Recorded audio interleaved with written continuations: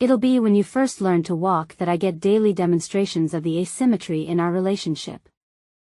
You'll be incessantly running off somewhere, and each time you walk into a door frame or scrape your knee, the pain feels like it's my own. It'll be like growing an errant limb, an extension of myself whose sensory nerves report pain just fine, but whose motor nerves don't convey my commands at all. It's so unfair. I'm going to give birth to an animated voodoo doll of myself. I didn't see this in the contract when I signed up. Was this part of the deal? And then there will be the times when I see you laughing. Like the time you'll be playing with the neighbor's puppy, poking your hands through the chain link fence separating our backyards, and you'll be laughing so hard you'll start hiccuping.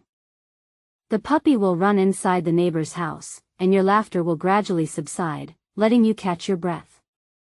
Then the puppy will come back to the fence to lick your fingers again, and you'll shriek and start laughing again. It will be the most wonderful sound I could ever imagine, a sound that makes me feel like a fountain, or a wellspring. Now if only I can remember that sound the next time your blithe disregard for self-preservation gives me a heart attack. After the breakthrough with Fermat's principle, discussions of scientific concepts became more fruitful. It wasn't as if all of heptapod physics were suddenly rendered transparent, but progress was steady. According to Gary, the heptapod's formulation of physics was indeed topsy-turvy relative to ours. Physical attributes that humans defined using integral calculus were seen as fundamental by the heptapods. As an example, Gary described an attribute that, in physics jargon, bore the deceptively simple name action, which represented the difference between kinetic and potential energy, integrated over time, whatever that meant. Calculus for us, elementary to them. Conversely, to define attributes that humans thought of as fundamental, like velocity, the heptapods employed mathematics that were, Gary assured me, highly weird. The physicists were ultimately able to prove the equivalence of heptapod mathematics and human mathematics, even though their approaches were almost the reverse of one another. Both were systems for describing the same physical universe. I tried following some of the equations that the physicists were coming up with, but it was no use.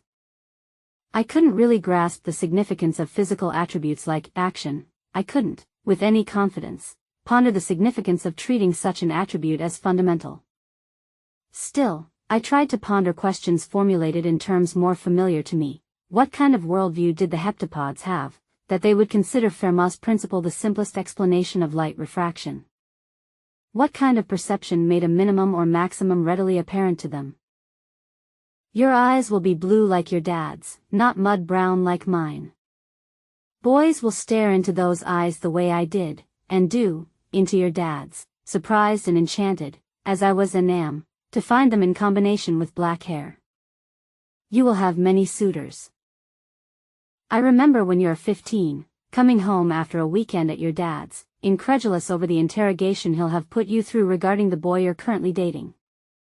You'll sprawl on the sofa, recounting your dad's latest breach of common sense. You know what he said? He said, "I know what teenage boys are like." Roll of the eyes. Like I don't? Don't hold it against him, I'll say. He's a father. He can't help it. Having seen you interact with your friends, I won't worry much about a boy taking advantage of you. If anything, the opposite will be more likely. I'll worry about that. He wishes I were still a kid. He hasn't known how to act toward me since I grew breasts. Well, that development was a shock for him. Give him time to recover. It's been years, Mom. How long is it gonna take? I'll let you know when my father has come to terms with mine. During one of the video conferences for the linguists, Cisneros from the Massachusetts Looking Glass had raised an interesting question. Was there a particular order in which semigrams were written in a heptapod B sentence? It was clear that word order meant next to nothing when speaking in heptapod A. When asked to repeat what it had just said, a heptapod would likely as not use a different word order unless we specifically asked them not to. Was word order similarly unimportant when writing in heptapod B? Previously, we had focused our attention only on how a sentence in heptapod B looked once it was complete. As far as anyone could tell, there was no preferred order when reading the semigrams in a sentence, You could start almost anywhere in the nest, then follow the branching clauses until you'd read the whole thing. But that was reading. Was the same true about writing? During my most recent session with Flapper and Raspberry, I had asked them if, instead of displaying a semigram only after it was completed, they could show it to us while it was being written. They had agreed. I inserted the videotape of the session into the VCR, and on my computer I consulted the session transcript. I picked one of the longer utterances from the conversation. What Flapper had said was that the heptapod's planet had 2 moons, one significantly larger than the other. The 3 primary constituents of the planet's atmosphere were nitrogen, argon, and oxygen, and 15/28 ths of the planet's surface was covered by water. The first words of the spoken utterance translated literally as, inequality of size rocky orbiters related as primary to secondary. Then I rewound the videotape until the time signature matched the one in the transcription. I started playing the tape, and watched the web of semigrams being spun out of Inky Spider's silk. I rewound it and played it several times. Finally I froze the video right after the first stroke was completed and before the second one was begun. All that was visible on screen was a single sinuous line.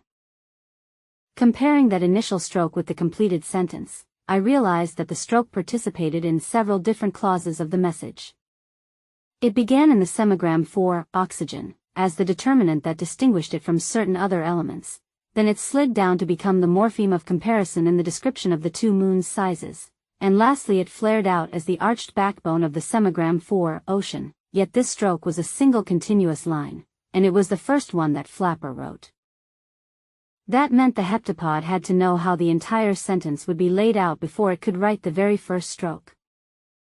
The other strokes in the sentence also traversed several clauses, making them so interconnected that none could be removed without redesigning the entire sentence. The heptapods didn't write a sentence 1 semigram at a time, they built it out of strokes irrespective of individual semigrams. I had seen a similarly high degree of integration before in calligraphic designs, particularly those employing the Arabic alphabet. But those designs had required careful planning by expert calligraphers. No one could lay out such an intricate design at the speed needed for holding a conversation. At least, no human could.